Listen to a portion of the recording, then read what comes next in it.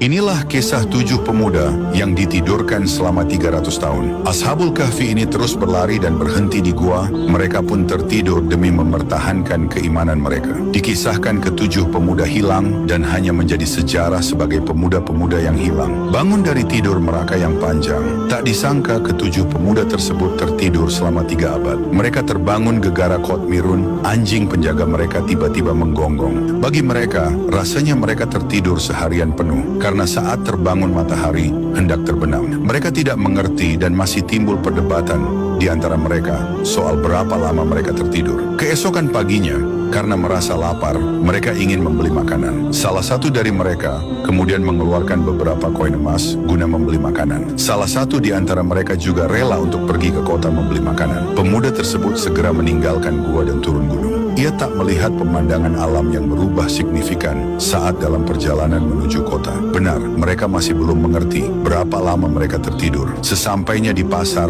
pemuda tersebut heran dan kebingungan. Menurutnya kota tersebut telah berubah dan ia salah tujuan. Orang-orang pun juga heran melihat penampilan pakaian pemuda tersebut. Pemuda itu mengenakan pakaian kuno padahal semuanya telah memakai pakaian model baru. Semua jauh berbeda dan memang sudah berubah. Hanya saja pemuda tersebut belum menyadarinya. Ketika jati diri mereka terungkap hingga ketika ia selesai memilih dan hendak membayar makanan yang dibeli, penjual makanan heran dengan koin emas pembayaran pemuda itu. Penjual mengatakan itu adalah uang kuno zaman Kaisar Trojan. Disangkanya juga pemuda tersebut telah menemukan harta karun berabad lalu yang mulai hilang. Penjual menginginkan koin pemuda itu dan berjanji tak akan mengatakan pada semua orang. Pemuda tersebut masih tak mengerti dengan maksud penjual makanan. Maka penjual itu mengeluarkan beberapa koin yang berlaku di masa itu. Karena tetap merasa bukan penemu harta karun dan koin-koin yang ia miliki itu berlaku, pemuda tersebut hanya mengatakan bahwa ia tidak memiliki apa-apa kecuali koin-koin itu.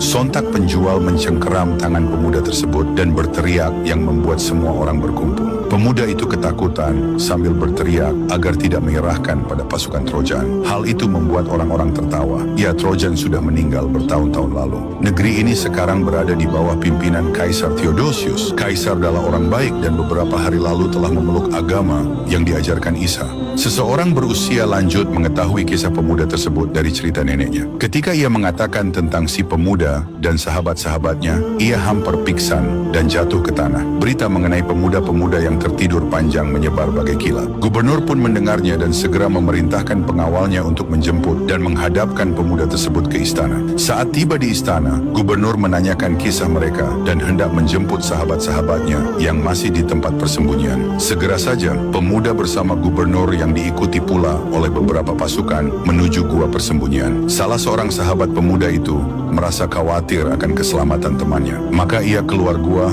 dan mendaki gunung. Ia kaget malah melihat iring-iringan tentara hendak menuju ke tempat persembunyian mereka. Segera ia berlari menuju ke sahabat-sahabatnya. Ia menceritakan apa yang ia lihat di puncak gunung. Mereka merasa tak karuan hatinya. Cemas, khawatir, dan serba takut bercampur menjadi satu. Tiba-tiba mereka dikagetkan akan kedatangan temannya yang kemudian menceritakan kejadian sebenarnya tentang berapa lama mereka tertidur. Pemuda tersebut memohon masuk sendiri ke gua tanpa satupun orang menemaninya. Permintaannya dikabulkan gubernur dan ia pun masuk sendiri. Pemuda tersebut segera masuk ke dalam gua dan menceritakan kejadian yang ia alami. Para pemuda yang berada di gua menangis sejadi-jadinya mengetahui akan kebenaran cerita mengenai panjangnya tidur mereka. Mereka menangis karena takut dan rindu kepada Allah. Mereka memohon agar Allah mematikan mereka karena mereka milik masa lalu. Allah mengabulkan permintaan mereka. Saat itu juga ke-7 pemuda dan anjingnya telah wafat. Sementara itu, gubernur dan pasukannya yang menunggu di luar gua masih bersabar menunggu pemuda-pemuda tersebut keluar. Namun, setelah lama tak muncul, akhirnya mereka pun memutuskan masuk ke dalam gua. Mereka melihat suatu pemandangan menakjubkan di dalam gua.